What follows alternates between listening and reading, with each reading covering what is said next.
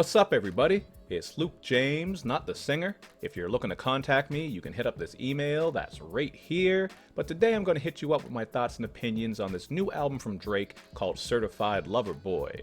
Now, Drake is probably the biggest artist in hip-hop right now, regardless of how you feel about him, and it's kind of hard to believe that we are already on his 6th studio album. I still remember when he dropped that So Far Gone mixtape back in 2009, which changed the game as well as his life.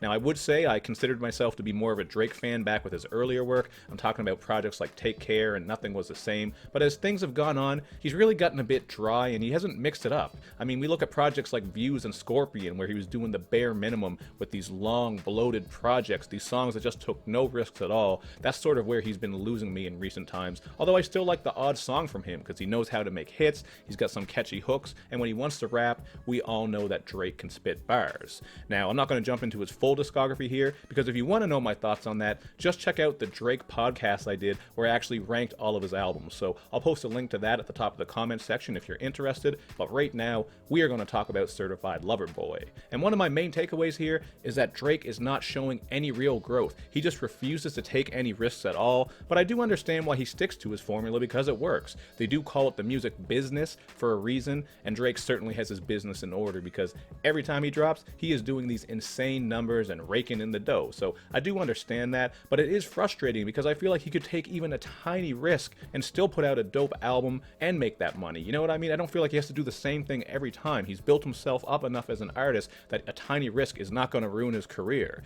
He just keeps things very simple on this one. He plays it so safe. It's like if you went to a sundae bar and rather than getting candy and nuts and sprinkles all over your ice cream, you just took a scoop of vanilla, plopped it in the bowl, and walked away. That's about how safe Drake plays it on this album, and really it's too bad. All this is to say that this album feels a lot like Views and Scorpion because of all these issues. It's just a long bloated affair with the same old tricks, or as Roman Reigns would say, it is like the missionary position every single night, just over and over again. So I suppose that can go two ways for you. If you don't want any artistic growth from Drake, you want the exact same sound from him, you will probably enjoy this one. But if you are hoping for him to do something even a tiny bit different, you could skip out on this one and really not be missing much at all. At least that's how I would put it in regards to this album. Now, you will get some of your standard Drake R&B tracks with plodding production here, and of course those plodding beats have Drake singing over top with that voice where he just doesn't have any vocal range. He refuses to do anything interesting with his harmonies, and over time it gets dull. I do like some of his singing tracks and some of his hooks and other singing moments, but I often find that his straight up R&B tracks are just drudgery, man. They really don't do too much for me. So for a couple of examples, you got Fucking Fans, where he's running through his fans like toddlers run through a box of Honey Nut Cheerios. If you're a parent, you already know how they love those Cheerios. And even on the Snooze Fest Get Along Better, the Ty Dolla $ign feature does very little to help out. And you can really tell how glaringly boring Drake's vocals are when you hear Yebba's interlude. This is where the R&B singer Yebba delivers an absolutely beautiful vocal performance, which really shows you how it should be done.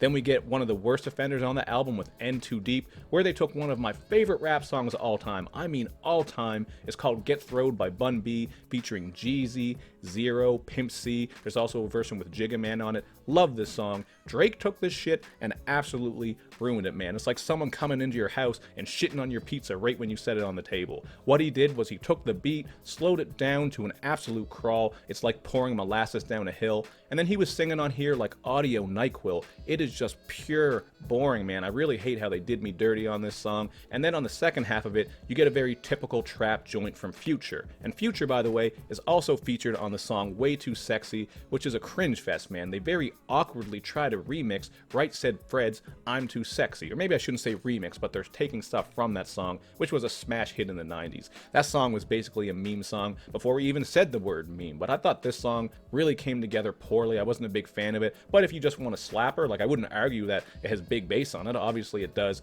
I just have heard way better bangers, and I would put that as one of my least favorites. Now, there's also a tepid Afrobeat song with Thames called Fountains. It's not glaringly bad, but he's made way better Afrobeat song, and this one just lacks personality. And Girls Want Girls is a typical hazy track featuring Lil Baby, where Drake spits, "Say that you a lesbian girl, me too."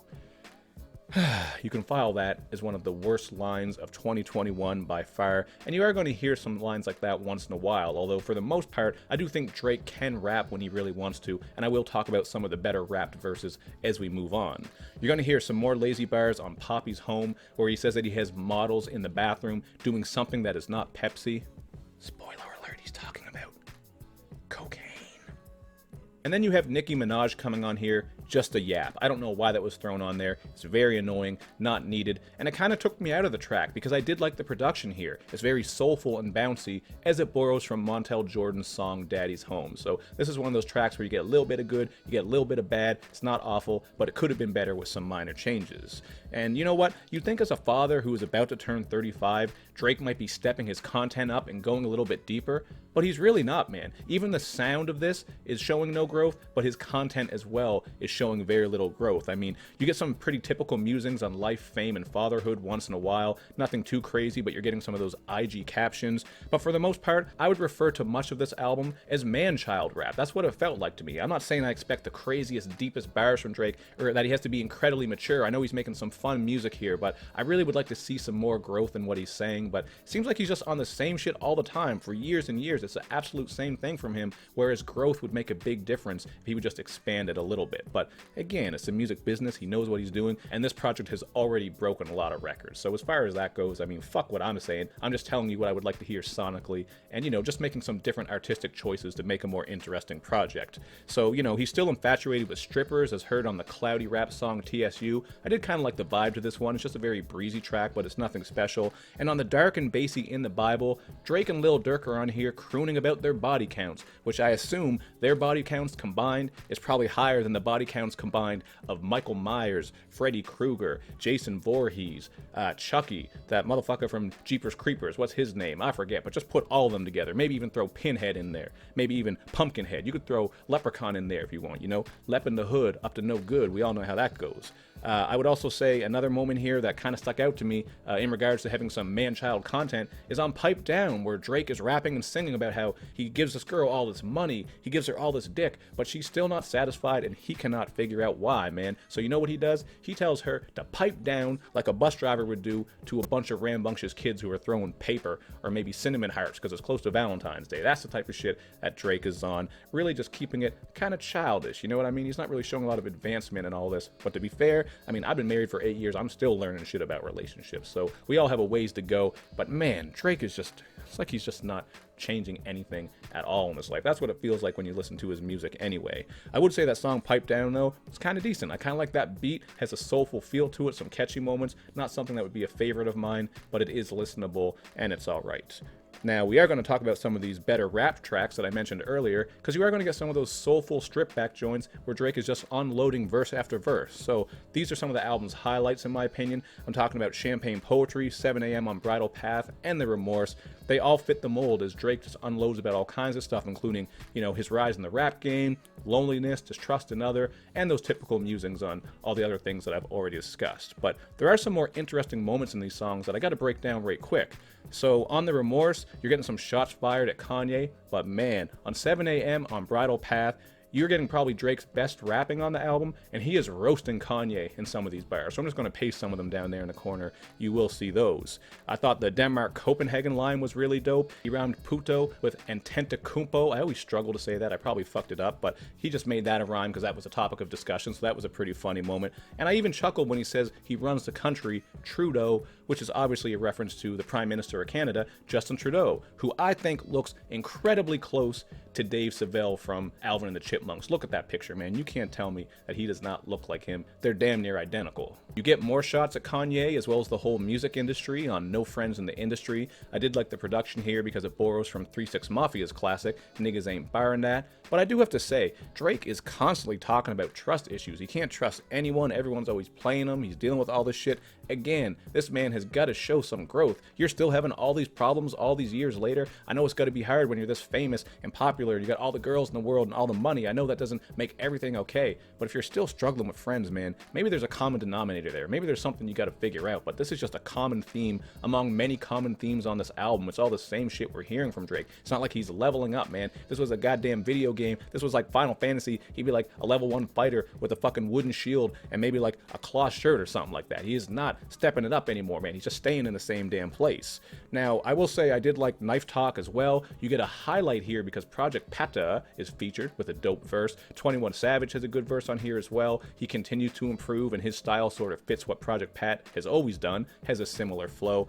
But I do have to say that whenever 3 6 Mafia is featured, remixed, or borrowed from, it's always their influence that steals the show. Like, these are cool tracks, but it's because of the 3 6 Mafia shit going on. It's not like the other people involved are really doing anything too crazy with it, although I did like Drake's rapping on No Friends in the Industry. There are some good moments, but I think you get what I'm saying. 3 6 Mafia, man, when they are featured in any type of way on a song or borrowed from, they just absolutely steal the show. So that's kind of how I felt about those songs. And I also got to say that Drake's line on No Friends in the Industry about smoking people on and off the track like Sha'Carri did not age well, because man, it seems like she's just losing all the damn time, especially just the other day. But to keep with the topic of features, I really like the song You Only Live Twice, where Mega Wayne and Rick Ross deliver high quality verses. This one also reminded me of Lord Knows because of the quality production, this time from Bink, and we all know that Lord Knows was produced by Just Blaze, so these are two guys who played a huge part in the making of the Blueprint, so naturally, let's keep the flow going and talk about the song with Jay-Z called Love All.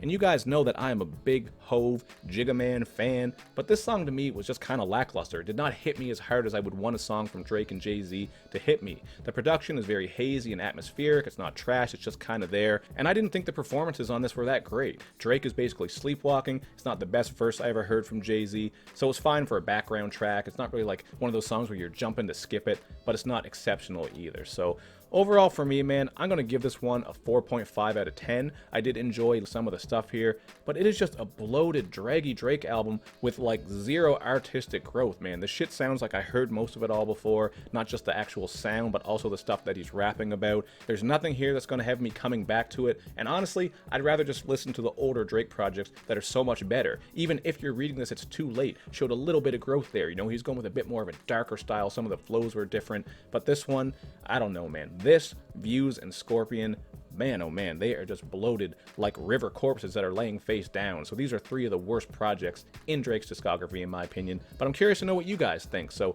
make sure you let me know down below. Do all that good YouTube and social media stuff where you show me love and you show me lots of it.